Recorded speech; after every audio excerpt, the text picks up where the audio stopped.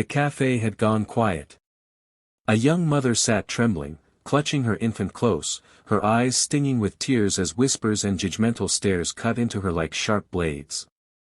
She was only feeding her baby, but the world around her made it feel like a crime. Just as she was about to flee in shame, a deep voice cut through the silence, steady, strong, and unashamed. "That's what my son needed too. Don't you dare feel embarrassed." Heads turned.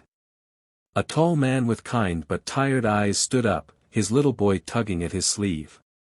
A single dad, someone who knew too well the weight of being judged. And in that moment, everything began to change. Sophia had never imagined that motherhood would feel this lonely. She loved her newborn daughter, Ella, with a love that burned deep in her soul, but the world outside her apartment walls seemed to see her differently now. Every cry of her baby in public was a nuisance, every diaper bag too big for the space it took, every choice she made open for judgment. That morning, she had stepped into the cafe craving one thing: normalcy. Just 10 minutes to sip coffee, breathe, and feel like herself again. Ella, however, had other plans. Within moments, her baby began fussing, squirming, and crying in hunger. Sophia's chest tightened. She knew what Ella needed. Her hands shook as she covered herself with a light scarf, trying to latch Ella discreetly. But instead of understanding, she heard the whispers. "Can't she do that somewhere else? Disgusting, so inappropriate. Why bring a baby if she can't control it?" The words burned. Sophia's cheeks turned red, her throat closing up as though she were suffocating. She looked down at Ella, her tiny daughter feeding peacefully, unaware of the storm around her. Sophia's instinct was to stand and leave, to run back into the shadows where she wouldn't have to hear those whispers. But as her knees bent to rise, that voice came. The man stood tall, broad-shouldered yet gentle in presence. His son, no more than 5, leaned against him. His gaze was firm, his jaw set as he looked at the crowd. "That's what my son needed too. And I was grateful when his mother gave it to him. Don't shame the most natural thing in the world." The cafe went silent. Some averted their eyes in guilt, others muttered defensively under their breath, but the spell of shame was broken. Sophia froze, staring at him, stunned. Nobody had ever stood up for her like that. The man turned to her then, his eyes softening. "You're doing exactly what your baby needs. Don't let anyone make you feel wrong for it."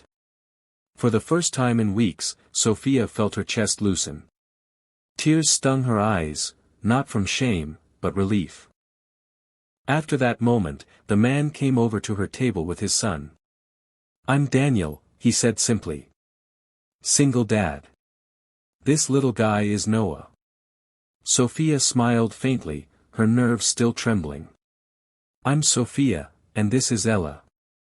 Noah, shy at first, peeked at the baby and whispered, "She's so small." Daniel ruffled his son's hair, and Sophia caught a glimpse of something rare, a tenderness built from struggle. They talked, hesitantly at first, then with ease. Daniel told her how his wife had passed when Noah was barely 2. He had been left alone to raise a toddler, fumbling through sleepless nights, tantrums, and questions too big for his heart. He had been judged too, called unfit, pitted, criticized for every misstep. "You learn real quick," Daniel said softly, "that people will always have something to say. But your baby? She doesn't care what they think. She only needs you." Sophia listened, tears sliding down her cheeks. His words weren't pity, they were truth, spoken by someone who understood. Over time, Daniel and Sophia crossed paths more often. A shared bench at the park. A nod at the grocery store. A laugh when Noah offered Ella his toy car. What began as a single act of kindness blossomed into something deeper, a friendship born of wounds and healing. Sophia began to find her strength again. The next time Ella cried in public, she didn't shrink back. She fed her openly, her head held high, and though whispers still came, she heard Daniel's voice echoing in her heart. Don't let anyone make you feel wrong for loving your child. Months later, as the seasons turned, Sophia realized something. Daniel hadn't just defended her that day, he had reminded her of her worth.